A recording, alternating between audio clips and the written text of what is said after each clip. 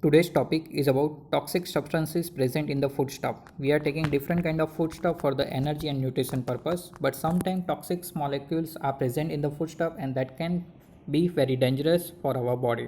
So these all toxic substances can be considered under the following heading. One, that is sometimes toxins which are normally present in the plant. Contamination of these toxins occur during cultivation procedure.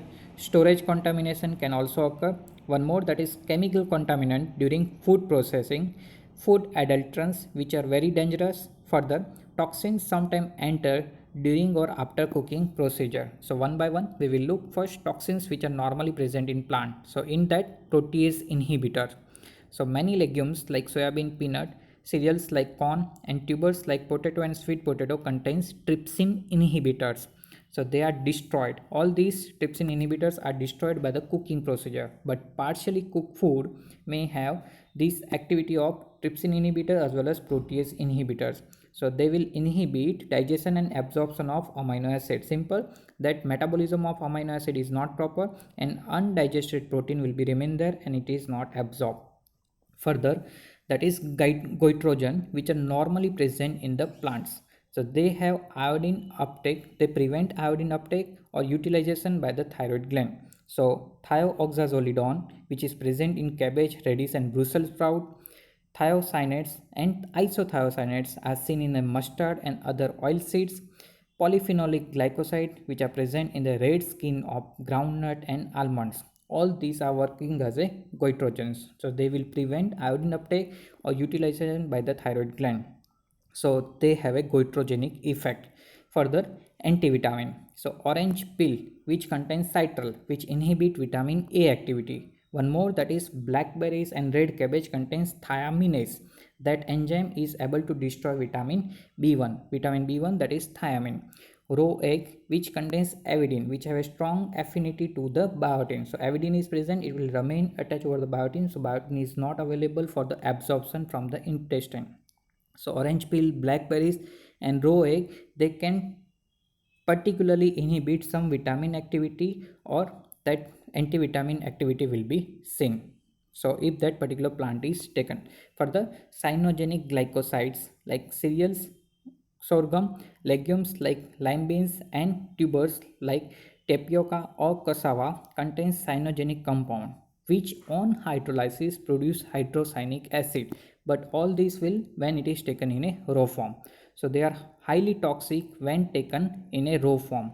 This toxin can be removed simply by the cooking procedure and decanting the supernatant water. So always taken care to take a cooked food. Further, favism. So it is about ingestion of uncooked broad bean may cause hemolytic anemia, but not in each and every person, but in susceptible person with G6PD deficiency, glucose 6 phosphate dehydrogenase deficiency. Because in the deficiency of G6PD, HMP pathway will not work, NADPH is not present, and there are more chances of the hemolytic anemia. So uncooked broad bean should not be taken by this G6PD deficiency. The toxic glycosides is known as a vicin, which will be removed by the cooking and simple decanting procedure. Further, alkaloids. So some mushroom contains poisonous alkaloids. So in small quantity, if it is taken, they will produce nausea, vomiting and diarrhea. But if this toxic alkaloids is taken in a large quantity, it may produce acute necrosis of liver and death can be possible. Further, presaramine. So histamine, tyramine, tryptamine, serotonin and epinephrine are present in good quantity in plantains, banana and cheese. So it is very good. But what is the problem? So usually these are detoxified by monoamine oxidase enzyme. But some persons are taking MAO inhibitor, monoamine oxidase inhibitor, and their consumption. So if person is taking MAO inhibitor and they are taking plantain, banana and cheese, then what happen? It will lead to the production of hypertension and headache because this histamine, tyramine and tryptophan are not metabolized, and that will lead to the hypertension and headache in that person. So next, that is contamination occurring during cultivation process. To protect plants, vegetables and fruits from any insects and pests, that pesticides and insecticides are utilized. So these are toxins could be removed by the repeated washing and by peeling off outer layer of vegetables and fruits, because this pesticide and insecticide can be sometimes hepatotoxic as well as can lead to the gastrointestinal irritation. One more, that is storage contamination.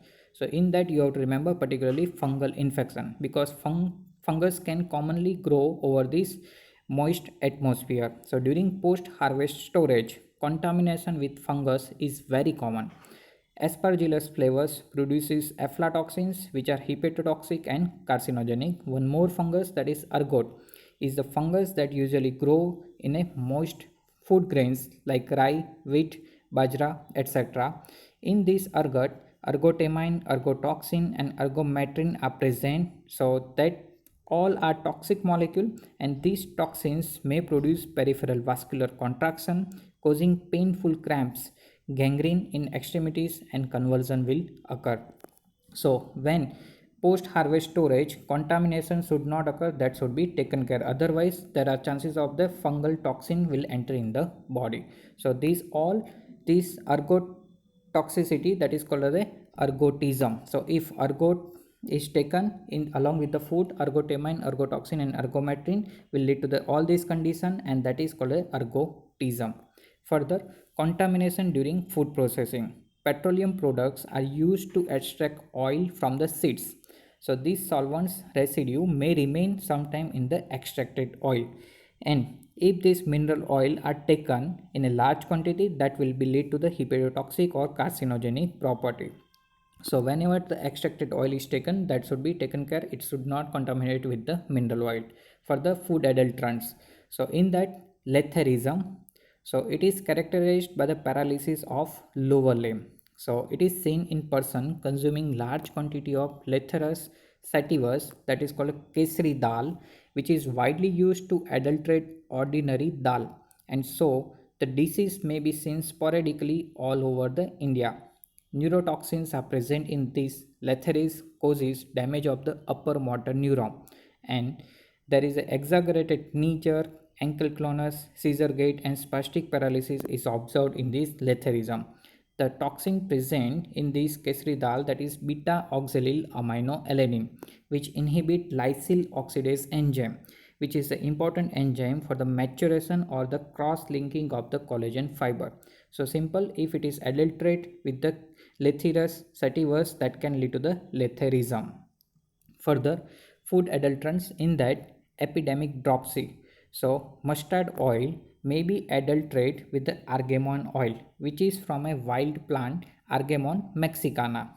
Now, argemon oil contains the alkaloid sanguinarine, which causes diarrhea, congestive cardiac failure, and edema. So it should be taken care when mustard seed or mustard oil is taken. It should not be contaminated with the argemon seeds. So this condition, if it is occurring, that is called a epidemic dropsy.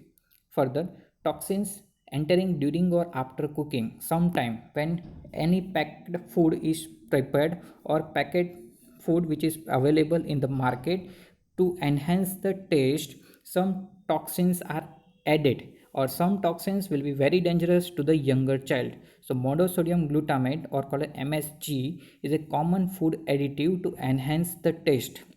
But this packet of MSG carries the statutory warning that it is unsuitable for the children below the age of 5, because it is leading to the unnecessary excitatory effect over the children. So it is produce transient symptoms like numbness and palpitation, and temporary excitation will develop in the child, and that is due to this monosodium glutamate. So it may deteriorate mental alertness in the children if taken for the longer time. So better to avoid that packed food for the children below the age of the 5.